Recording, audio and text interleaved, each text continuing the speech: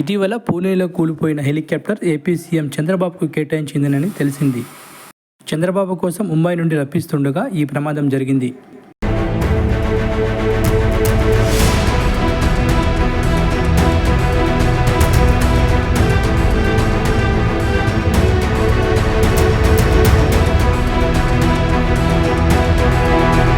దీంతో సీఎం భద్రతపై ఆందోళనలు రేకెత్తుతున్నాయి.